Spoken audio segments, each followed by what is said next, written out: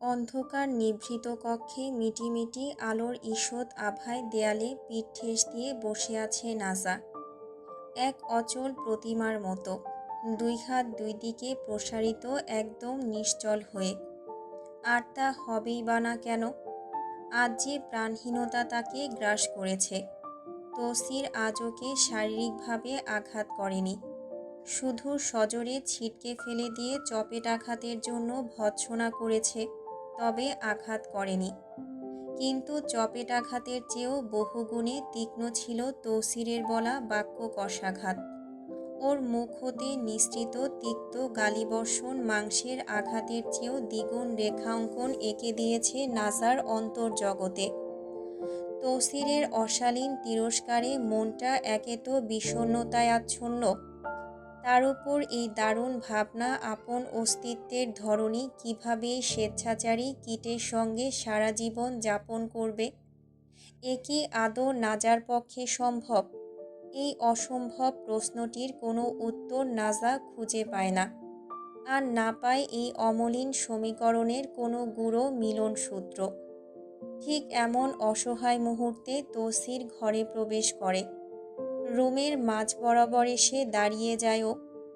অকস্মাৎ চারপাশে এক পলক চোখ বুলায়। নাজার দেয়ালের সাথে এমন বিধ্বস্ত ও নিশ্চল ভঙ্গিমায় বসে থাকাটা তৌসিরের দৃষ্টিতে আটকায়। আটকাতেই তার বুক চিরে বেরিয়ে আসে এক দীর্ঘ ভারী শ্বাস। এই মেয়েটিকে নিয়ে সে কী করবে? তৌসির মনে মনে অহর্নিশ চেষ্টা করে নাজার মন মতো হতে, তাকে প্রীত রাখারও চেষ্টা করে। অথচ নাজা বরাবরই তৌসিরের প্রতিবর্তী কাজ করে। কিসের প্রয়োজন নাজার তৌসিরের কাজে প্রতিবন্ধকতা সৃষ্টির? কেনই বা সে সব করবে? পরিণীতা তো পরিণীতার মতোই থাকবে, প্রতিটি বিষয়ে কেন এমন হস্তক্ষেপ করবে? সম্ভবত এই কারণেই স্ত্রীকে অতিশয় প্রশ্রয় দিতে নেই। তৌসির দীর্ঘশ্বাস ছেড়ে ধীরে ধীরে দুই কদম এগিয়ে আসে। নাজা তৌসিরের উপস্থিতি টের পায়, তথাপি টের পেয়েও কোনো সাড়া দেয় না। সেই পূর্বের ন্যায় নিস্পৃহ হয়ে বসে থাকে, দৃষ্টি মেঝেতে নিবদ্ধ রেখে। এটা দেখে নাজার সামনে এক হাঁটু গেড়ে বসে তৌসির। নাজার দিকে কিছু সময় নির্বাক চেয়ে রয়। নাজা তৌসিরকে নিজের সামনে বসে থাকতে দেখেও তৎক্ষণাৎ ওর দিকে নজরপাত করে না। তৌসির নাজারই মৌনতা দেখে নিজেও কিছু মুহূর্ত নীরবতা যাপন করে। অতঃপর নাজার শীতল হাতের উপর নিজের হাত রেখে বলে, চলো, ঘুমাইতাম। নাজা নিরুত্তর, সেই আগের ন্যায় স্তব্ধতার মূর্তি হয়ে বসে থাকে। তার ভেতরের আগ্নেয়গিরি এখনও শান্ত হয়নি। তৌসির এটা দেখে হাত বাড়িয়ে ওর কাঁধে অন্য হাত রাখে। তৌসিরের স্বরে অক্লান্ত চেষ্টা, পরিস্থিতি শান্ত করার এক ব্যর্থ প্রয়াস। চলো, ঘুমাই আমরা। এই অসহ্য স্বাভাবিকতা নাজার অন্তরের কোর্ধাগ্নিকে মুহূর্তেই আক্রোশে পরিণত করে। ও দাঁতে দাঁত চেপে তৌসিরের দিকে তাকায়, চোখে এখন তিক্ত ঘৃণা। সমস্ত গুমট ভেঙে এক ঝাঁঝালো চিৎকার করে, তো ঘুমাচ্ছেন না কেন? আমি কি ধরে রেখেছি? যান। তৌসির নাজারি ঝাপটা কর্ধে সামান্য বিচলিত হয় না, বরং ও ঠোঁটে এক ব্যঙ্গাত্মক হাসি টেনে ধরে। এক দীর্ঘ ক্লান্ত শ্বাস ফেলে বলে, তেজ দেখাচ্ছ আমায়, তালুকদারের মাইয়া? নাজা কর্ধে কাঁপতে কাঁপতে জবাব দেয়, হ্যাঁ, দেখাচ্ছি তো। আপনার কোনো সমস্যা? তৌসির আর কোনো তর্ক বাড়াবার উপায়ন্তর না দেখে মুহূর্তেই সিদ্ধান্ত নেয় আর এক ঝটকা টান দিয়ে নাজাকে তুলে দাঁড় করিয়ে দেয় এবং পরক্ষণেই শক্ত হাতে কোলে তুলে নেয় ওকে, আর বলে, এত রাগ কইরো না তালুকদারের মাইয়া। রাগ অহংকার ভবিষ্যতের জন্য খুব খারাপ। নাজা কোল থেকে নামার জন্য বন্যর মতো হাত পা ছুটতে থাকে। ওর মুখ দিয়ে ক্ষোভের বিষ ঝরে পড়ে। নেশাখোর, গাঁজাখোর, বাটপাট, ছাড়ুন আমায়। কিন্তু তৌসির ওকে ছাড়ে না। তার ধরা শক্ত বাঁধন নাজার সমস্ত প্রতিবাদকে ব্যর্থ করে দেয়। ওকে জোর করে বিছানায় বসাতে বসাতে তৌসির ঠাট্টার সুরে বলে, এমন ব্যাঙের মতো লাফাইস নালো ডাকাতনি, কোমর টোমর ভাইঙ্গা নিয়ে আমার বিপদ বাড়াবি। বিছানায় বসিয়ে তৌসির নাজার দিকে ঝোঁকে। নাজার চোখ এখনো প্রতিরোধের আগুন নিয়ে জ্বলছে, কিন্তু ওর শরীর অবসন্ন। সে বোঝে এই মানুষটির শারীরিক বলের কাছে ওর সমস্ত আবেগিক শক্তি আজ পরাস্ত। কিছুক্ষণ পর নাজার রাগ কমেনি, একটুও কমেনি। বিছানার দেয়ালের সাথে হেলান দিয়ে চুপচাপ গুটিসুটি মেরে বসে আছে, মুখে রাগের আগুন নিয়ে। কর্ধে রগে রগে জট লেগে যাচ্ছে। তৌসির ওর সামনে মাথা নিচু করে বসে আছে, তবে শান্তিতেও বসেনি।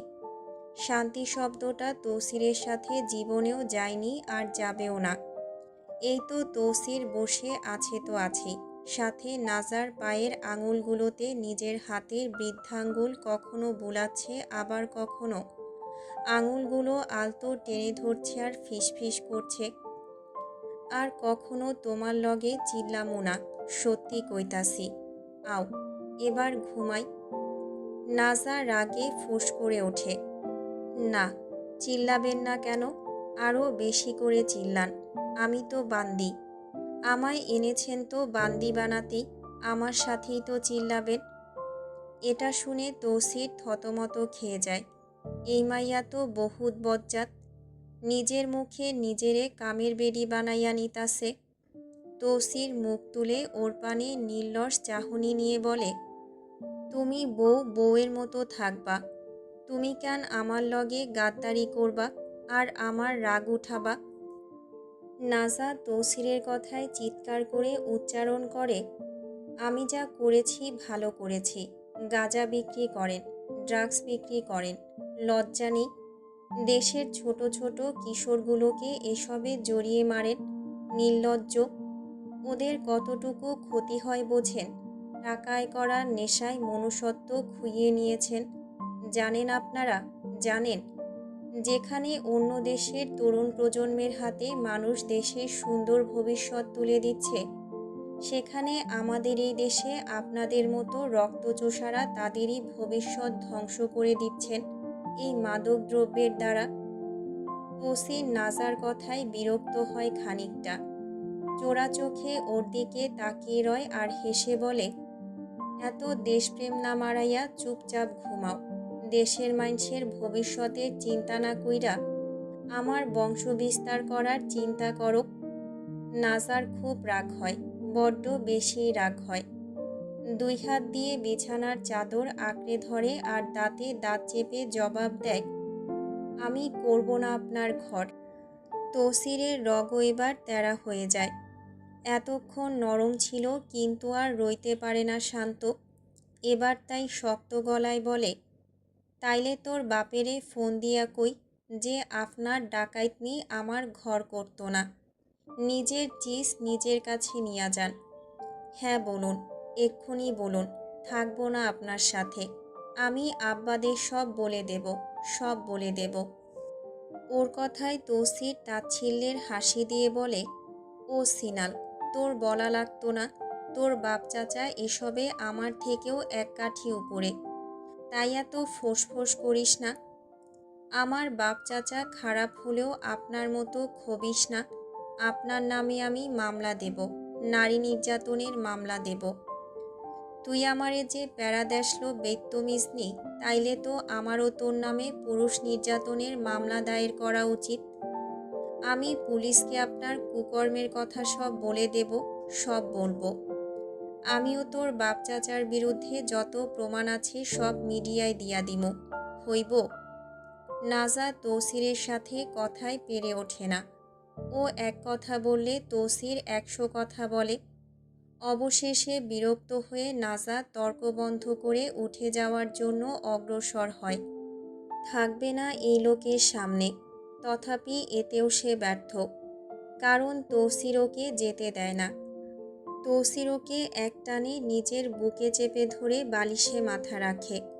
আর সাথে নাজার কাঁধে, ঘাড়ে, গলায়, গালে, নাকে, কপালে, চুলে ইচ্ছে মতো এলোপাথারি নিজের ঠোঁটের নিগুড় ছোঁয়া এঁটে নিতে নিতে বলে, তোমার এই মামলার দায় আমার দেওয়া চুমুতে পুষিয়ে যাবে কৈতরী। তৌসিরের এই পাগলামি মোটেও সহ্য হয় না নাজার। তৌসিরের দাড়ি রাখাতে দম নাকের কাছে চলে এসেছে। নাজা চিৎকার করে ওঠে, আপনার দাড়ি গিয়ে যদি আপনি না ফেলেন তাহলে দেখবেন কি করি, খবিশ গাঁজা বিক্রেতা গরু কোথাকার। এই যে তৌসির এমন এলোপাথারি চুমু এঁটে যাচ্ছে নাজাকে, এতে রাগ হচ্ছে না নাজার, কারণ ও বাস্তবতা মেনে নিয়েছে। এই লোকই ওর সমস্ত কিছু, নিজের সব কিছুই এই নিকৃষ্ট সত্তার অধিকারী তৌসিরের। এটাই চিরসত্য আর এটাই বাস্তব। তাই নাজাও মেনে নিচ্ছে এই নিষ্ঠুর বাস্তবতা, এই নির্মম সত্যকে। মেনে না নিলেও মানাতে হবে। নাজাকে ইচ্ছে মতো চুমু খেয়ে তৌসির ওকে নিজের বুকের মাঝ বরাবর টেনে ধরে বলে, রাগ কমল? নাজা নিশ্চুপ, কোনো উত্তর দেয় না। চুপচাপ তৌসিরের বুকে মাথা গুজে শুয়ে থাকে। তৌসির আবারও শোধরায়, কি হইল, কথা কও না কেন?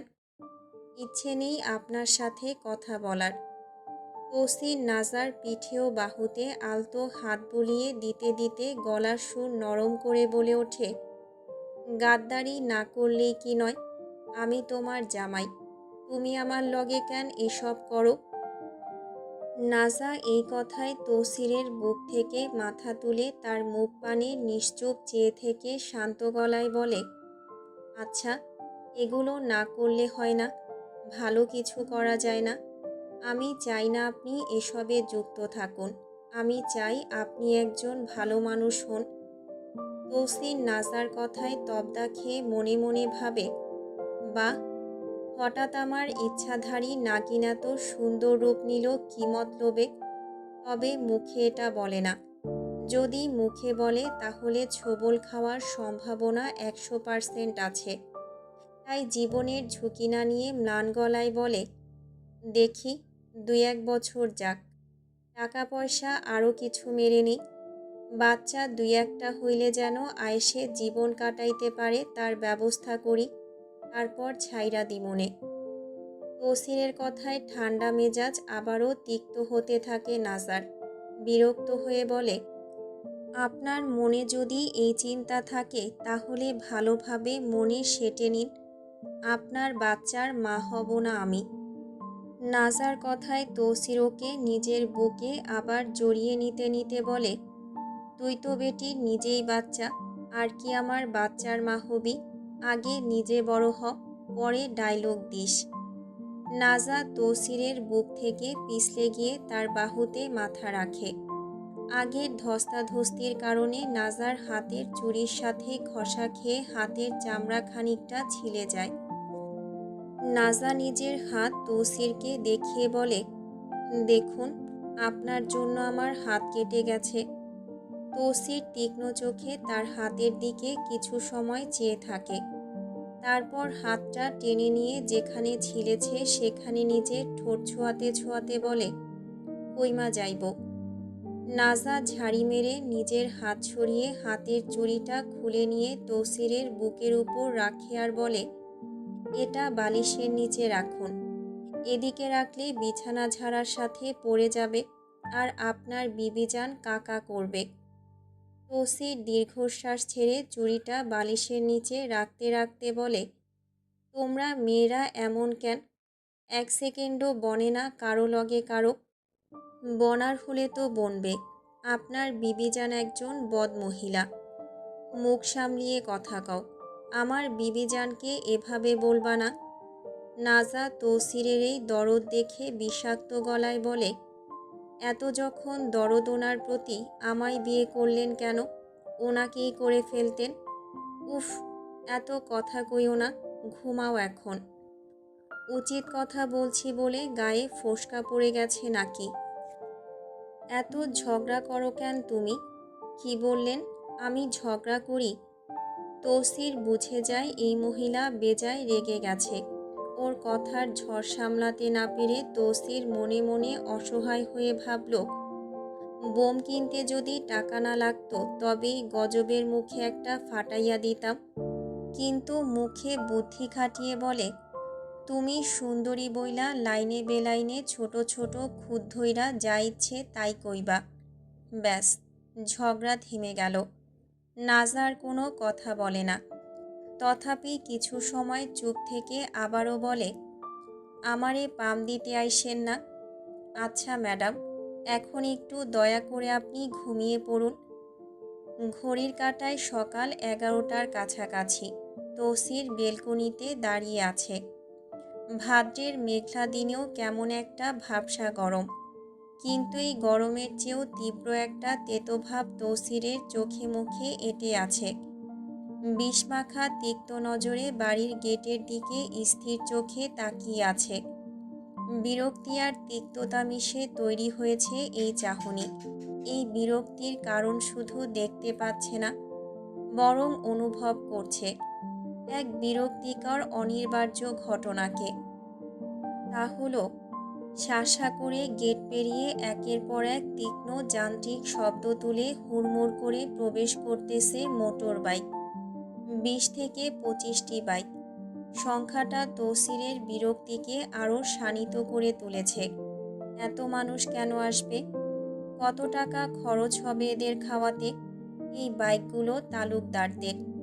তালুকদাররা এসেছেন বলে কথা, একটু জাঁকজমক তো থাকবেই। ওদের সব কিছুতে একটা তালুকদারি ঠাট। প্রতি বাইকে 2 জন করে বসা। চালক আর আরোহী সম্মিলিত ভারে বাইকগুলো আরও দাপুটে। যান্ত্রিক গর্জনে লন বাগান পেরিয়ে তারা এগিয়ে আসছেন মূল ভবনের দিকে। বাইকগুলোর পেছনেই প্রবেশ করে একটা কালো সেডান। গাড়িটি এসে শিকদার বাড়ির উঠানের মাঝামাঝি থামে। থামা মাত্রই ভেতর থেকে বেরিয়ে আসেন কালো পাঞ্জাবি পায়জামা পরিহিত নোমান। তিনি গাড়ির বাইরে পা রেখে কিছু মুহূর্তের জন্য থমকান। তারপর আলতো করে হাত বাড়ান গাড়ির ভেতরের দিকে। অতঃপর নোমানের হাত ধরে সলজ্জ সাবধানে গাড়ি থেকে বেরিয়ে এলেন সাফা, তৌসিরের ছোট ফুপু, নোমানের স্ত্রী। নোমান এবং তার পরিবারের যারা এসেছেন তাদের মধ্যে এক অদ্ভুত মিলও আছে বটে। আগত সকল পুরুষই কালো পাঞ্জাবি পায়জামা পরিহিত, তার উপরে কালো পাথরের কারুকার্যে শোভিত মুজিব কোট। সবার জন্য একই পোশাক। মনে হচ্ছে কোনো সুশৃঙ্খল সেনাদল তারা, যেন ওনারা বিয়ে খেতে এসেছেন। ওনারা সবাই কালো পরেছেন আর সাফা পরেছে সাদা পাথরের বোরকা আর হিজাব। এই দৃশ্যটা তৌসিরের নজর কাড়ে। বেশ সুন্দর লাগছে ওর ফুপুকে। ওর মনে হচ্ছে হাজারো কালো পোকার মধ্যে একটা সাদা পবিত্র ফুল। ওদের এই ম্যাচিং ড্রেসের কাহিনী দেখে তৌসির ঠোঁট বাঁকিয়ে বলে, মাঙ্গের নাতিদের কত সাউয়া। ওনাদের উপস্থিতির তালিকাটা মনে মনে সাজায় তৌসির। ভালো করে দেখে নাজার 15 জন চাচার মধ্যে 9 জন এসেছেন। চাচাতো বড় ভাইদের মধ্যে 28 জনের মধ্যে এসেছে 17 জন। আর ছোট চাচাতো ভাইদের 13 জনের মধ্যে এসেছে 6 জন। ভাগ্নে 19 জনের মধ্যে এসেছে 10 জন। ভাতিজাদের 25 জনের মধ্যে 12 জন এসেছে। এছাড়াও ভাগ্নে ভাতিজা মিলে তাদের 10-12 জন ছোট ছেলে মেয়ে আছে। তাদের মধ্যে থেকে এসেছে 7-8 জন। এই বিপুল জনসমাবেশের হিসেব করতে করতে তৌসির বিরক্ত গলায় বলে, হালা তালুকদার মন মতো দিছেরে জন্ম। 5 গরুর এক পরিবারই খাইয়া নিতে পারবো এক বেলায়। নাজা ওয়াশরুমে গোসল দিচ্ছিল। গোসল সেরে বেরিয়ে আসে, আশেপাশে এক নজর তাকায়। তারপর চুল মুছতে মুছতে বেলকনির দিকে পা বাড়ায়। বেলকনির কাছাকাছি যেতেই ওর সাথে ধাক্কা লাগতে যায় তৌসিরের। তথাপি ধাক্কা লাগে না। তৌসির কিছুটা পিছনে সরে যায়। তৌসিরকে এই অবেলায় রুমে দেখে নাজা ভ্রু কোঁচকায়। সন্দিহান দৃষ্টিতে মুখ তুলে তৌসিরের দিকে তাকিয়ে জিজ্ঞেস করে, আপনি এখানে কেন? তৌসির অবাক হয়। কি বলে এই মেয়ে? আজ বাড়িতে মেহমান আসবে আর আজ তৌসির বাড়িতে থাকবে না। তৌসির চমকে গিয়ে উল্টো জিজ্ঞেস করে, কিতা লোক, মাথার স্ক্রু ঢিলা হইয়া গেছেনি কিতা, জানো না আজ বাড়িতে কি? নাজা থমকায়। সত্যি বলতে আজ বাড়িতে কি হচ্ছে তা তার অজানা। সকাল থেকে আয়োজনে দৌড়াদৌড়ি দেখছে, তথাপি দেখে কৌতূহল হলেও কাউকে জিজ্ঞেস করেনি কিসের জন্য এত আয়োজন। এই বাড়িতে কারো সাথে প্রয়োজন ব্যতীত কোনো আলাপ হয় না ওর। রান্নাঘরে গেলে যে কাজ ওকে দেওয়া হয় তা চুপচাপ করে তারপর বেরিয়ে আসে। ইটামিঠা একটা বাক্য কারো সাথে অপ্রয়োজনে ব্যয় করে না। তৌসিরের কথায় নাজা কপালে ভাঁজ ফেলে তাকিয়ে বলে, না তো। তৌসির বুঝে যায় সত্যি নাজা এই বিষয়ে অজান্তা। এই সুযোগে খোঁচা মেরে বসে, জানবা কেমনে? কারো লগে কথা কও না, মেশো না, খন্নাসদের মতো একা হইয়া থাকো। তৌসিরের কথায় খুবই বিতৃষ্ণা অনুভব করে নাজা। একটা মানুষ কিভাবে সব সময় ফাইজলামির উপর ভেসে থাকে, কিভাবে? সত্যি অসম্ভব ধৈর্যচ্যুতি ধারণ হয় এমন আচরণে, এমন কথাবার্তায়। নাজার কথা না বাড়িয়ে পিছনে ঘুরে ভিজা টাওয়ালটা বিছানায় ছুঁড়ে মেরে চাপা রাগ নিয়ে বলে, আমি গিয়ে জিজ্ঞেস করছি, আপনার বলা লাগবে না। বলেই বাইরে যাওয়ার জন্য পা বাড়ায়। তৌসির ওকে যেতে দেখে তড়িৎ গতিতে নিজেও পা বাড়িয়ে বলে, চলো আমিও যাই। রুম থেকে কৌতূহল নিয়ে বের হয়ে যখন করিডোরে দাঁড়ায় আর লিভিং রুমের অবস্থায় দৃষ্টিপাত হয়, সাথে সাথে তবদা খেয়ে দাঁড়িয়ে যায় সে। নিজের পরিবারের অর্ধেক জনগোষ্ঠীকে দেখে বাকরুদ্ধ নাজা। তাকে দাঁড়াতে দেখে তৌসির পেছন থেকে মিঠার মোড়কে দুষ্টুমি গলায় বলে, আশ্চর্য হলে? নাজার ঠোঁটে নিজের অজান্তেই এক চিলতে হাসি ফুটে ওঠে। নিজের সর্বপ্রিয়জনদের দেখছে সে। আহা, মনে হচ্ছে শতযুগ পর এই চেনা মুখগুলো চোখে ধরা দিল। তৃপ্তিদায়ক চোখে তৌসিরের দিকে তাকিয়ে উচ্ছল গলায় বলে, অতিশয় আশ্চর্য হলাম। তৌসির নাজার কথায় কোথা থেকে এক ঝাঁক প্রশান্তির দেখা পায়।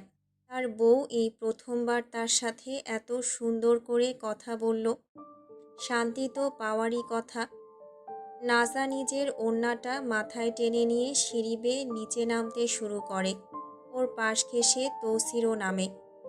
ইকরাবার সাহেব ভাইও এসেছেন। তারা তৌসির আর নাজাকে একসাথে দেখে উভয়েই মুচকি হাসেন। ওনারা আসতে চাননি, মন চায়নি। তথাপি আসতে না চাইলেও প্রিয়তমাকে দেখার লোভ সামলানো সম্ভব হয়নি ওনাদের পক্ষে, তাই মন পূর্বে জেনেও এসেছেন। নাজা ধীরে ধীরে নিচে নামে। ও নামতেই সবার আগে ওর মাস্টার চাচ্চু আর ছোট চাচ্চু এগিয়ে আসেন। নাজা অবাক হয়ে তাদের দিকে চেয়ে রয়। স্বল্প সময়ের মধ্যে ওনারা দুজনেই হাত বাড়ান নাজার ন্যায়। নাজা নিজেকে আর আটকাতে পারে না। সবার প্রতি অভিমান জমলেও এই দুজনের প্রতি কোনো অভিমান বা অভিযোগ ওর নেই। নিজের ছেলের মতো মনে করেন ওনাদের। ওনাদের খাওয়া দাওয়া সব খেয়াল রাখত সে। বড্ড বেশি ভালোবাসে এই দুই চাচাকে। নাজা এগিয়ে গিয়ে দুই হাতে আগলে ওনাদের গলা জড়িয়ে ধরে। নাজার ধরা অনুভব করেই ওনারা বুঝে নেন কতটা কাঙাল হয়ে আছে ওনাদের জন্য নাজা। মাস্টার চাচ্চু আর ছোট চাচ্চু দুজনেই স্নেহভরা ছোঁয়ায় হাত বুলিয়ে দেন ওর পিঠে আর জিজ্ঞেস করেন, কি অবস্থা তোর, ভালো আছিস তো? নাজা ওনাদের বুক থেকে মাথা তুলে মাথা নাড়িয়ে বলে, আলহামদুলিল্লাহ। তোমরা? পাশ থেকে তানবীর চাচ্চু, মোল্লা চাচ্চুরা বলে ওঠেন, বাহ, চাচ্চু বুঝি শুধু এই দুজন? নাজা ওনাদের কথায় মেকি হেসে সালাম দেয়, আসসালামু আলাইকুম। কেমন আছো তোমরা? নিশ্চয় খুব ভালো আছো, তাই না? ওর প্রশ্নে নোমান সাহেব আর ওদের সবার বড় ভাই তানিম ভাই তার পাশে এসে দাঁড়ান। নাজার মাথায় হাত বুলিয়ে দিয়ে বলেন, এভাবে বলছিস কেন? তুই বাড়িতে নেই তো কেউ আর কারো খেয়াল রাখে না, যত্ন নেয় না। সত্যিকার অর্থে তোকে ছাড়া পূর্ণ তালুকদার মহলও শূন্য। তাদের বাক্যবাণে নাজা শুধু মাথা নিচু করে। সেই নতমুখে ফুটে ওঠে এক তাচ্ছিল্যের হাসি, যা বড়ই শূন্য, বড়ই করুণ। আজ এই কথা বলছে, অথচ নিজেদের স্বার্থের কদর্য খেলায় তারাই ওকে কুকুরের মতো বিলিয়ে দিয়েছেন। চক্ষু তুলে নাজা চারপাশে তাকায়, খুঁজে ফেরে দুটো মানব প্রতিকৃতিকে। তারা হলেন ওর আব্বার তালহা ভাই। মন চায় একবার তাদের উপস্থিতি, কিন্তু না। এই দুই আশ্রয়দাতার দেখা মিললই না। তাদের অনুপস্থিতি নাজার অন্তরে এক কঠিন প্রশ্ন বুনল। এরা কত নিষ্ঠুর! যাকে পৃথিবী সবচেয়ে বেশি ভালোবাসে, যে তাদের প্রাণ, তাকেই এত সহজে অবহেলা করল। তালহা ভাইয়ের আশা না হয় মানাই গেল, কিন্তু আব্বা, মেয়ের কথা বুঝি একবারও মনে পড়ে না তার? অথচ প্রতিদিন 2-3 বার ফোন করেন, কিন্তু তিনি মেয়েকে একবার দেখতে আসেন না। আজ সবাই এলো, সবার সাথে, আর আব্বা এলেন না। বাবার মুখটা দেখার জন্য, ওনার বুকে মাথা রাখার জন্য নাজার ভেতরটা হাহাকার করছে। কতদিন হলো আব্বার দেখা পায়নি, কতদিন হলো বুক ভরে ও আব্বা বলে ডাকতে পারেনি। এইসব ভাবনার অতল গহ্বরে যখন ডুবে এদিক ওদিক তাকাচ্ছিল, তখনই চোখ পড়ে সাহেব ভাইয়ের উপর, যিনি ওর দিকেই তাকিয়ে আছেন। ওনার তাকানোটা অসহায় হলেও নাজার বোধগম্যতা হয় না। সেই চাহনিকে স্নেহেরই ভেবে বসে। ওনাকে ইশারায় জিজ্ঞেস করে, কি অবস্থা সাহেব ভাই? সাহেব ভাই ওর ইশারার প্রতি উত্তরে মিটিমিটি হেসে মাথা নাড়িয়ে জবাব দেন, ভালো। তোর? নাজা একগাল হেসে ইশারায় উত্তর দেয়, ভালো। সাহেব ভাইয়ের থেকে চোখ সরতেই ইকরাবের উপর নজর পড়ে, যে কিনা গ্লানিসিক্ত চোখে ওর দিকে তাকিয়ে আছে। নাজা ওর তাকানো দেখে দ্বিতীয়বার আর ইকরাবের ন্যায় চোখ বুলায় না, মাথা নিচু করে নেয়। ইকরাবের দিকে তাকালে নিজেকে ভারী অপরাধী মনে হয়। কেন জানি মনে হয় এই উন্মাদ পুরুষটিকে নাজা নিজেই ঠকিয়েছে। আর এই উন্মত্ত পুরুষটিকে নাজা কেবল ঠকায়নি, সে তার সর্বস্ব কেড়ে নিয়েছে। এই হতভাগ্য পুরুষটিকে নাজা চরমভাবে প্রতারিত করেছে, যে কিনা কেবল তাকে একান্ত পাওয়ার উন্মত্ত বাসনায় জন্মদাত্রী মা বাবার কোল ছেড়েছিল, তুচ্ছ করে দিয়েছিল নিজের সমস্ত ভবিষ্যৎ, বিসর্জন দিয়েছিল জীবনের সব স্বপ্ন, শুধু নাজাকে নিজের করে নেবে বলে। সে তো সেই চরণেও মাথা নত করেছিল, যেখানে তার নিজের আত্মসম্মান ক্ষুণ্ণ হওয়ার নিশ্চিত ছিল। তার সমগ্র সত্তা, তার বাঁচা মরা সব কিছুই নাজা কেন্দ্রিক ছিল। তার অস্তিত্বের প্রতিটা কণা, তার বেঁচে থাকার প্রতিটা কারণই ছিল নাজাময়। তথাপি এত প্রেম, এত ব্যাকুলতা, এত তীব্র আরতি সবই আজ নিষ্ঠুর পরিহাস। শূন্যতার হিমশীতল স্রোতে ভেসে যাচ্ছে ইকরাব। নিজের জীবনের শেষ অবলম্বন, শেষ আশ্রয়টুকু আজ অন্যের ভোগ্য বস্তু। তার ভালোবাসার মহাকাব্য আজ এক অপমানের মর্মান্তিক উপসংহারে এসে থমকে গেছে। আর এই পরিণতির দায় শুধু নাজার, শুধুই নাজার। কারণ সে তাকে ভালোবাসতে পারেনি। সে তো নিজের অজান্তেই তালহা ভাইকে আপন বক্ষে বুনে নিয়েছে। এবার সবাই নাজাকে ছেড়ে একে একে তৌসিরের সাথে সাক্ষাৎ করেন। তৌসিরও বিনয়ের সাথে কুশল বিনিময় করে। রুদ্র আর নাজিম চাচা দাঁড়িয়ে আছেন লিভিং রুমের এক কোণে। রুদ্র দেখছে এক দৃশ্য। সিমরান নাজার এক চাচাতো ভাই তুর্যের সাথে কথা বলছে। তুর্য বারবার সিমরানের সাথে আগ বাড়িয়ে কথা বলছে, এটা ওটা বলছে, হাসছে। এসব দেখে রুদ্রর শরীরের চামড়া জ্বলতে জ্বলতে ব্যথা ধরে যাচ্ছে। সিমরানও মাথা নাড়াচ্ছে, হ্যাঁ না উত্তর দিচ্ছে। এসব কীর্তি দেখে রুদ্রর মন চায় সিমরানের গাল ফাটিয়ে নিতে, হাত পা ভেঙে চুলায় ঢুকিয়ে লাকড়ির সাথে জ্বালিয়ে দিতে। রুদ্র আর সহ্য করতে না পেরে নাজিম চাচাকে ডাক দেয়। ও চাচা, ওদিকে দেখো। নাজিম চাচা ওনার কথায় উত্তর দেন, কি তা দেখতাম? এইখানে তো দেখার মতো কোনো সুন্দরী রমণী নাই। রুদ্র ওনার কথায় অতিশয় বিরক্ত হয়ে বলে, তুমি মিয়া বিশ্ব বদমাইশ, তোমার নজর ভালা না। নাজিম চাচা মুখ থেকে তিক্ত আওয়াজ বের করেন, আমি আবার কিতা করলাম রে? তোমারে কইছি তোমার ভাতিজির দিকে দেখো, ও কেমন টিংটং করে কথা বলছে ওই গাদ্দারদের সাথে। কথা আবার টিংটং করে বলে কেমনে? রুদ্র এবার রাগ নিয়ে বলে, চাচা ফাইজলামি করিও না, ওরে এন থেকে সরাইয়া আনো, আমার গা জ্বলতাছে। নাজিম চাচা রুদ্রর দিকে পাশ ফিরে চেয়ে বলেন, এবার লাইনে আইলো সোজা কথা, সোজা সাপটা কবি, ঘুরাইয়া কস কেন? দাঁড়া, আনতেছি। এই বলে উনি সাথে সাথে জোরে ডাকেন, সিমরান এদিকে আয়, রুদ্র তোরে ডাকতেছে। শেষে রুদ্রর মানিজ্যতে ইসরায়েলি বোমা মাইরা দিলেন নাজেম চাচা। উপস্থিত সবাই একবার রুদ্রর দিকে তো আরেকবার সিমরানের দিকে তাকান। রুদ্র নাজেম চাচার এই কাণ্ডে লজ্জায় মাথা নিচু করে নিয়ে ফিসফিসিয়ে বলে, এই ব্যাটা গরু, কি কইলি এডি, তাড়াতাড়ি কথা ফেরা। নাজেম চাচা চারপাশের পরিস্থিতি দেখে আমতা আমতা করে বলেন, না রে, রুদ্র ডাকতাছে না। গতকাল যে রুদ্রর শার্ট রাখছিলি ওইটা দে তো। এটা শুনে সবাই স্বাভাবিক হন। রুদ্র তাও মনে মনে বলে, আস্তাক ফিরুল্লাহ, নাউজুবিল্লাহ, আল্লাহ। তুর্য এসব শুনে সিমরানকে জিজ্ঞেস করে, তুমি কি ওনার ওয়াইফ? সিমরান তুর্যের কথায় চোখ তুলে রুদ্রর দিকে তাকায়, যে কিনা সন্দিহান দৃষ্টিতে ওর পানে চেয়ে আছে। সিমরান বুঝতে পারে তুর্য ওর সাথে একটু লাইন মারছে, তাই মাথা নাড়িয়ে উত্তর দেয়, না, কিন্তু হব।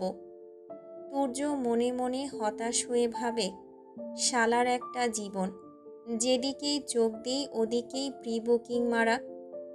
সিমরান চুপচাপ রুদ্রর পাশে এসে দাঁড়ায়। সিমরানকে নিজের পাশে দাঁড়াতে দেখেই রুদ্র ছ্যাদ করে বলে ওঠে, এনে কি করস তুই? যা, তোর কুটুমের লগে কথা ক গিয়া। সিমরান রুদ্রের কথায় পাত্তা না দিয়ে মিনমিন করে বলে, তুর্য জিজ্ঞেস করছিল আমি আপনার বউ কিনা। রুদ্র সিমরানের মুখে বউ কথা শুনে চমকে সিমরানকে প্রশ্ন করে, তুই কি বলেছিস? আমি না বলেছি। সিমরানের কথায় রুদ্রর দিল খচ করে ওঠে। সিমরানকে ম্লান স্বরে বলে, নাই তো বলবি। এই বলেই রুদ্র চপাট রাগ দেখিয়ে সেখান থেকে চলে যায়। সিমরান একটু মজা করছিল ব্যাস, এতেই কিচ্ছা ঘটে গেল। সিমরানও রুদ্রের পেছন পেছনে যায়। সিদ্দিক সাহেব এবং নাজার 4 নম্বর চাচা ইকবাল সাহেব, ওনারা ছদ্মবেশ ধারণ করে রংপুরের উদ্দেশ্যে রওনা হয়েছেন। ছদ্মবেশ ধারণের একটাই কারণ, তা হলো ছাত্রলীগের এক পিওর গাদ্দারকে ধরা। দীর্ঘদিন ধরে খুঁজে যাকে পাওয়া যায়নি, আজ হঠাৎই এক গুপ্তচর মারফত জানা গেল সে রংপুরে আছে। লোকটার নাম শাহেদ, তাদেরই গ্রামের মানুষ। তাহলে প্রশ্ন থেকেই যায়, কি করেছে এই শাহেদ যে তাকে ধরার জন্য এভাবে পায়তারা করা হচ্ছে? আর কেনই বা তাকে ধরতে হবে? তাকে ধরার প্রণোদনা হলো তাকে জীবন্ত পুড়িয়ে মারা, নয়তো চাপাতি দিয়ে ইচ্ছে মতো পিস পিস করে কেটে ফেলা, তার রক্ত বোতলে ভরে নিজেদের বাবার কাছে নিয়ে যাওয়া। নাজার চাচাদের মধ্যে 15 জন জীবিত আছেন, আর বেশ কয়েকজন মারা গেছেন। তাদের মধ্যে একজন ছিলেন সারোয়ার তালুকদার। সারোয়ার ছিলেন তালুকদার পরিবারের মধ্যে একমাত্র আওয়ামী লীগ নেতা। বয়স ছিল 27। পরিবারের সবাই ওনারই দল করার বিরুদ্ধে হলেও উনি দল কখনোই ছাড়েননি। ওনারই বন্ধু ছিল শাহেদার ইমতিয়াজ।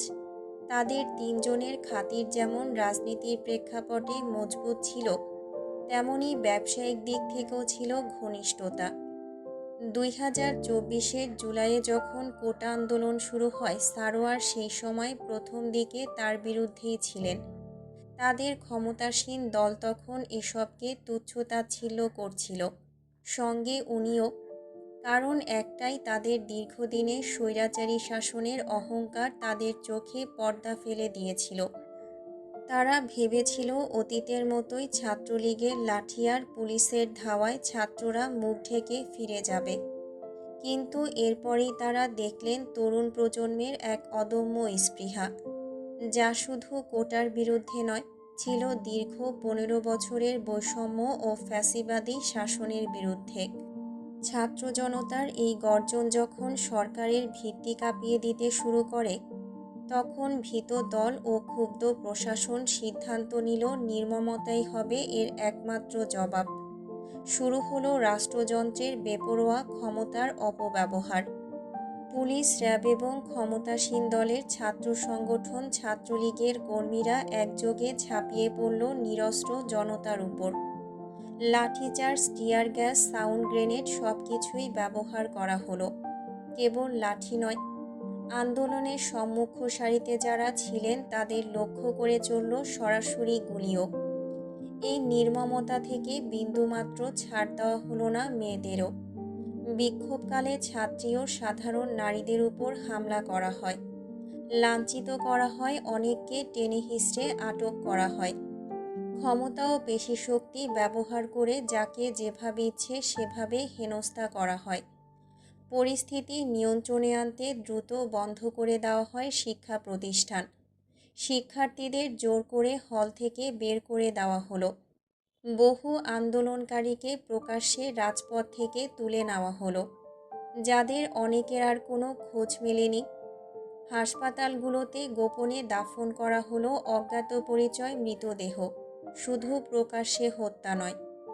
জুলাই মাসে ঢাকার রায়ের বাজার সহ বিভিন্ন কবরস্থানে বহু বেওয়ারিশ লাশ দাফন করা হয়। হাসপাতালের কর্মীরা জানান, পুলিশের অনুমতি ছাড়া অনেক লাশ সরাতে হতো, অনেক ক্ষতবিক্ষত মৃতদেহ দাফন করা হয়, যার কোনো দাপ্তরিক রেকর্ড রাখা হয়নি। ক্যাম্পাসের হলগুলোতে ঢুকে নির্যাতন করা হয়। বিভিন্ন বিশ্ববিদ্যালয়ে ছাত্রলীগ সদস্যরা প্রতিবাদী শিক্ষার্থীদের উপর নির্মমভাবে ঝাঁপিয়ে পড়েছিল, যা ইচ্ছে তাই করা শুরু করে। নিজের দলের এই অমানবিক নির্যাতন সহ্য হয় না সারোয়ারের। সহ্য না করতে পেরে তিনি বেরিয়ে আসেন দল থেকে। 22শে জুলাই রাস্তায় ছাত্র জনতার পক্ষে নেমে পড়েন, পারেননি অবিচার সহ্য করতে। মৃত্যু হাতে নিয়ে লড়ে যান ছাত্র জনতার হয়ে। তিনি জানতেন রক্ষা কখনোই পাবেন না, ওনার দলের লোকই ওনাকে মারবে, তবে নিজের বন্ধুদের হাতেই মরতে হবে তা বুঝতে পারেননি। 23 জুলাই সকালে ওনার 2 বন্ধু ওনাকে নিজেদের পুরনো আড্ডাখানায় ডাকেন। যাওয়ার আগে নাদের সাহেবকে সম্পূর্ণ ঘটনাটা বলেও গিয়েছিলেন সারোয়ার। সেই যে গিয়েছিলেন আর ফেরা হয়নি ওনার বাড়ি। তালুকদাররা লাশটা অবধি পায়নি, পাবেনি বা কী করে? শাহেদার ইমতিয়াজ যে ওনাকে মেরে গুম করে দিয়েছিল। ইমতিয়াজ রাতারাতি দেশের বাইরে যাওয়ার জন্য প্রস্তুত হয়ে যায় এবং চলেও যায়, কিন্তু শাহেদ যায় না। তার মনে মনে ছিল, বিদেশ গিয়ে আর কী হবে, এখানে এগুলো কিছুদিন পর থেমেই যাবে, তারপর না হয় নেতাদের পা চেটে চুটে নিজেও একটা নেতার পদ হাতিয়ে নেবে। কিন্তু তার হয় না। স্বৈরাচারের পতন হয়, সঙ্গে শাহেদও লুকিয়ে বেড়ায়। ওরা নিজের হাতে নিজের বন্ধুকে কুপিয়েছিল। ওদের ইচ্ছে ছিল না কুপানোর, কিন্তু উপর মহলের আদেশ যে দল থেকে বেরিয়ে গেছে সে নিশ্চিত গাদ্দার। দলের বিভিন্ন পরিকল্পনা ক্রাইম এক্সপোজ করে দিতে পারে। বাধ্য হয়ে তারা সারোয়ারকে মারে, নয়তো তাদেরও মরতে হতো। যখন ওরা দুজন সারোয়ারকে কুপিয়েছিল, সারোয়ার শুধু হেসেছিল আর বলেছিল, তোরা বন্ধুত্বের এত নিষ্ঠুর পরিণতি কেন দিলি? শাহেদকে পেলে তালুকদাররা আর আস্ত রাখবেন না প্রতিজ্ঞা করেছেন। আজ একবার শুধু হাতে পান, তারপর হবে রক্ত দিয়ে গোসল করা। নিচে সবাই খাওয়া দাওয়া করছে, নাজার রুমের বারান্দায় মাস্টার চাচ্চু, ছোট চাচ্চু আর নাজার মোল্লা চাচ্চু দাঁড়িয়ে আছেন। নাজাও আছে এখানে, সবার সঙ্গে ফাইজানও আছে। মোল্লা চাচ্চু গম্ভীর গলায় নাজাকে জিজ্ঞেস করেন, কাজ হচ্ছে তো সব ঠিকঠাক? নাজা দীর্ঘশ্বাস ছেড়ে আশেপাশে তাকায়, তারপর বলে, হচ্ছে হচ্ছে। ছোট চাচ্চু বলেন, আর কত সময় লাগবে? নাজা তিক্ত সুরে বলে, সময় তো লাগবে, ধীরে ধীরে তো করতে হবে, তাই না? নাজারই আলসে কথায় ফাইজান বিরক্ত হয়। আচ্ছা ফুপু, তুমি এত অলস কেন? তাড়াতাড়ি কিছু করো না। আর যদি না পারো তাহলে পণ্ডিতি কেন করেছিলে? ফাইজানের কথায় মেজাজ তির্যক হয়ে যায় নাজার। বুকে দুই হাত গুজে শান্ত গলায় ওকে চোখ দিয়ে ইশারা করে, এদিকে আয়।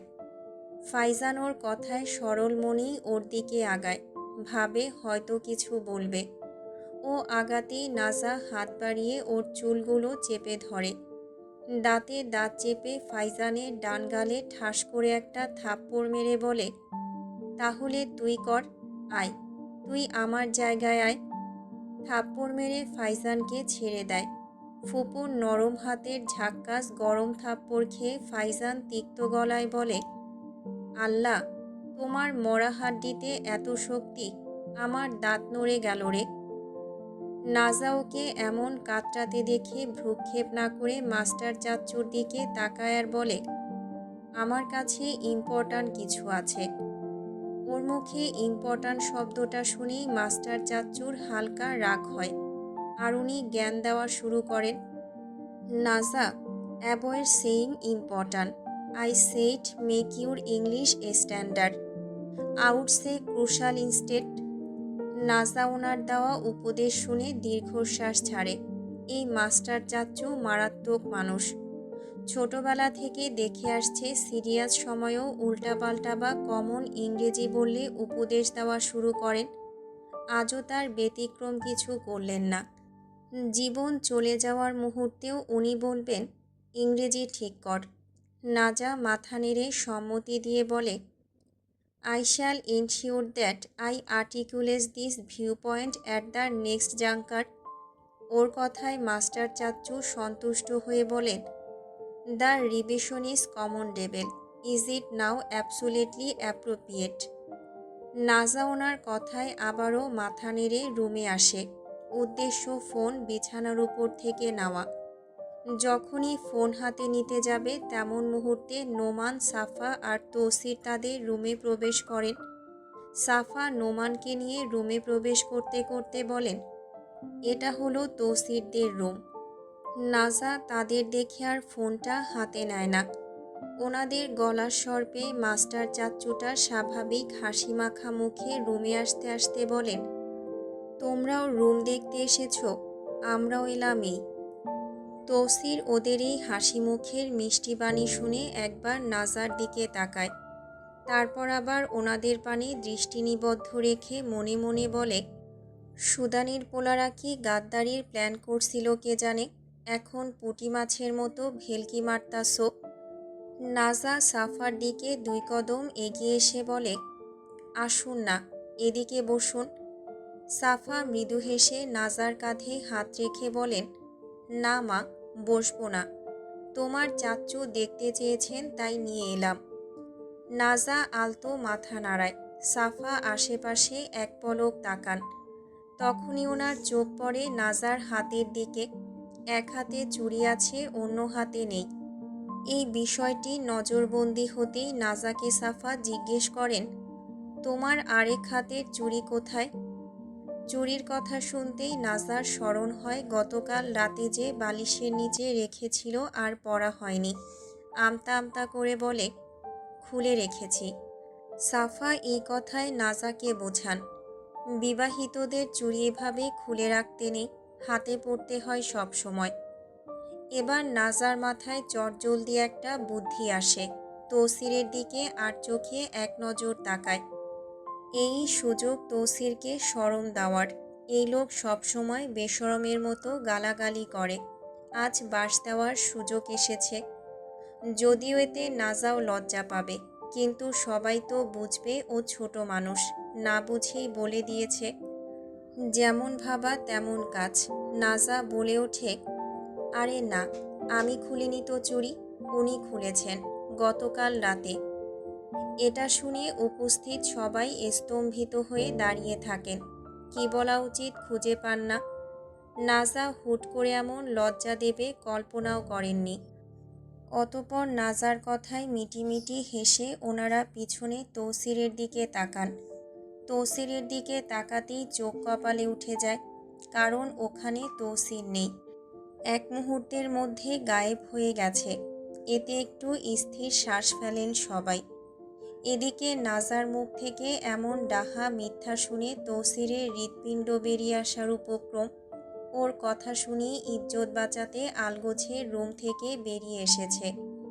করিডোরে দাঁড়িয়ে আশেপাশে নজর তাকায় আর বলে, লা হওলা লা কুওয়াতা ইল্লা বিল্লাহ, আমার ডাকাইতনি আমার ইজ্জতের ডাকাতি কইরা দিল রে। এক পর্যায়ে সবাই রুম থেকে বেরিয়ে যান। সবাই যাওয়ার পর এবার রুমে ফিরে আসে তৌসির। আজ নাজার সঙ্গে কিছু একটা হয়ে যাবে। কেন এত মিথ্যা বলল? রুমে এসেই দেখে নাজার রুম থেকে বেরোতে নিচ্ছে। তৌসিরকে দেখে 2 কদম পিছিয়ে গিয়ে জিজ্ঞেস করে, আপনি এখন এখানে কি করেন? নিচে যান, মেহমানদের সাথে থাকুন। তৌসির অন্যায় চঞ্চল চোখে চেয়ে থাকে কিছু সময়। বা, আজ তো মারাত্মক লাগছে এই নিরুপমাকে। কালো সুতির একটা গাউনা লাল পায়জামা ওড়না পরেছে। তৌসিরের ভেতর হঠাৎই কিলবিল করতে থাকে। হুম, এই মেয়েটা জাদু জানে। প্রতিদিন নতুন নতুন রূপ ধারণ করে আর তৌসিরকে পুড়িয়ে মারে। এই জাদু করার দায়ে একে 2-1টা মামলা দেওয়া উচিত। ডাকাত কি আর এমনি এমনি বলে? তৌসিরের অন্তর এই নারী ডাকাতি করে নিয়েছে। কঠিন থেকে কঠিন সাজা হওয়া উচিত এই নারীর। তৌসির শিকদারকে নিজের মায়ায় ফেলে দিচ্ছে, কঠিন পাপ করে ফেলছে। তৌসির এই মহাভাবনার সমাপ্তি ঘটিয়ে এবার হাত বাড়িয়ে নাজার হাত টেনে নিজের নিকট নিয়ে আসে। নাজা আসতে চায় না, উল্টো তৌসিরের থেকে ছিটকে সরে যাওয়ার চেষ্টা করতে করতে বলে, ধুর, নিচে যান, মেহমানদের সাথে কথা বলুন। তৌসির নাজার এই ছোটাছুটি দেখে মৃদু হেসে ওর কোমরে 2 হাত শক্ত করে রাখতে রাখতে বলে, মেহমানদের সামনে যাওয়ার মুখ রাখছো? মিথ্যা বললা কেন? আমি তোমার চুড়ি খুলছি? নাজা তৌসিরের প্রশ্নে আলতো ঘাড় কাত করে। বেশ অস্বস্তি হচ্ছে নাজার। তৌসিরের হাত দুটো ভারী বেপরোয়া। কোমরে রাখা হাতের আঙুল দিয়ে বারবার নাজার কোমরে পেটে খোঁচাচ্ছে। নাজা ছটফট করে উঠে বলে, আমার ইচ্ছে হয়েছে তাই আমি বললাম। সত্যিটা তো আপনি জানতেন, তাহলে বাধা দিলেন না কেন? তৌসির ওর কথায় ওর চোখে চোখ রেখে আর চোখে বলে, বেজ্জত করছো আর করানোর ইচ্ছা ছিল নাকি যে এমন পরামর্শ দিতাছো? এই বলে নাজাকে পেঁচিয়ে রাখা হাতের বাঁধন আরও শক্ত করে। নাজাকে নিজের আরেকটু কাছে টেনে নেয়। তৌসিরের এই কাজে বিরক্তির এক সূক্ষ্ম রেখা নেমে আসে নাজার মুখ পানে। অন্তরে একরাশ অস্বস্তি নিয়ে বলে, ছোঁয়া কাছে টানা পছন্দ না আমার, অস্বস্তি লাগে, বিরক্ত হই। নাজার কথায় তৌসির কোনো প্রতিক্রিয়া দেখায় না। এতটুকু অন্তত বোঝে নাজা এসবে অভ্যস্ত নয়। তার ফলে নাজার এই বাণী উচ্চারণ। তৌসির আলতো হেসে ধারণ করে, আমি জানি তুমি এসব পছন্দ করো না, তোমার বয়সটাই এমন, কিন্তু কি করতাম কত, আমিও তো পুরুষ। এই বলে অন্য কিছু বলতে যাবে তার আগেই নাজা তার মুখ থেকে কথা কেড়ে নিয়ে ক্ষীণ অনুনাদে বলে, আপনার নিজেকে গুটিয়ে রাখার সংগ্রাম আমার অজানা নয় তৌসির। আমার সন্তুষ্টি শুধু এতটুকুতেই যে আপনি আমার মানসিক শান্তিকে সম্মান করেছেন, যথাসম্ভব আমার থেকে দূরে থেকেছেন বা থাকছেন। আপনার এই নিরাসক্তি আপনার করা অন্যান্য সকল ঘাটতির ঊর্ধ্বে। আমার ভালো লাগার একমাত্র কারণ। হয়তো এক প্রকার করুণাই দেখাচ্ছেন আমার অস্থিরতার প্রতি এটা করে। আপনার নিজস্ব চাহিদা আছে তা আমি বুঝি। আমি জানি আপনারও আকাঙ্ক্ষা আছে, কিছু পাওয়ার, কিছু চাওয়ার। তবে বিশ্বাস করুন, এই জিনিসটা বুঝতে পেরেও আমার শ্বাসরুদ্ধ হয়ে আসে। আমি বারংবার চেষ্টা করি নিজের এই ছটফটানিকে অস্বীকার করতে। আপনাকে বর্তমানে সত্য হিসেবে গ্রহণ করতে চাই, কিন্তু অতীত এবং আমার ভিতরের অস্থিরতা আমাকে বর্তমানের কাছে পৌঁছাতে দেয় না। নাজার এই স্বীকারোক্তিতে তৌসির স্তব্ধ হয়। অচঞ্চল চাহনি নিয়ে শুধু নাজার পানে চেয়ে থাকে আর ভাবে, এতদিন ভাবতাম আমার ডাকাইতনির বুঝ কম, কিন্তু আজ তো দেখি আমার দাদার চেয়েও বেশি বুঝ আছে ওর। বা তৌসির, বাহ, তুই জিত্তা লইছস মারাত্মক এক ঝিক। তোর এই পোড়া কপালে লাল চন্দনের গুঁড়া লাগলো কেমনে? না কারো দোয়া টোয়া লাগলো? জীবনে তো কারো ভালো করিস নাই, তাইলে দোয়া লাগবো কেমনে? মনে হয় দয়াল এবার একটু দয়া তোরে ভিক্ষা দিছেন, সবই দয়ালের দেওয়া দোয়া। তৌসিরকে নিজের পানে এভাবে চেয়ে থাকতে দেখে নাজা ভ্রু কোঁচকায়। নাজার মুখের প্রতিক্রিয়া দেখে তৌসির বাস্তবে ফিরে আসে। অতঃপর কোনো কথাবার্তা ছাড়াই হুট করে নাজাকে একটানে কাছে টেনে অভ্যেস মতো নাজার গালে নিজের নাক ঠোঁট ঠেসে ধরে আর ফিসফিসিয়ে বলে, আমার কোনোটা লাগতো না এখন, খালি এমনে দুই একটা চুমু টুমু খাওয়ার সুযোগ দিও। নাজা পড়ে বিপদে, বেজায় খারাপ অনুভূতি অনুভব হচ্ছে। তথাপি কিছু বলতে পারছে না তৌসিরকে। নাজা ছটফট করতে করতে তৌসিরের কাঁধে ধাক্কা দিয়ে বলে, দাড়িগুলো আমার গাল শেষ করে দিচ্ছে, সরুন। তৌসির ওর থুতুনিতে হাত রেখে আরও প্রগাঢ়ভাবে ঠোঁট ঠেসে বলে, আর কয়দিন সহ্য কইরা নাও, পরে লম্বা হইয়া গেলে আর গালে গাঁথব না। নাজা ওকে দূরে সরানোর জন্য প্রচণ্ড জোরে ধাক্কা দিতে দিতে বলে, তাহলে লম্বা হওয়ার পর আইসেন, এখন ছাড়ুন, নিচে যাই, কাজে সাহায্য করি ওনাদের। তৌসির কি আর ছাড়বে এত সহজে? নাজার অন্য গালে ঠোঁট বসিয়ে হালকা বিরক্ত হয়ে তিক্ত সুরে বলে, তুমি কার বাল ফালাইবা উনি গিয়া? ২০-২২ জন মানুষ আছে, কাম করবেনে তারা। কাজ করার নয় বিষয়টা, বিবেক বলতে কিছু আছে, তাই না? বিবেক আর তুমি মারাইও না, চুপচাপ খাড়াইয়া থাকো। আমি যে সময় ছাড়মু ওই সময় যাইবা, আর কোনো কথা না। ব্যাস। নাজাও চুপ করে যায়। যেটা যেমন হচ্ছে তেমনই হোক, পরিস্থিতির তালে তালে শুধু তাল মেলাক, সবুরে মেয়া ফলে।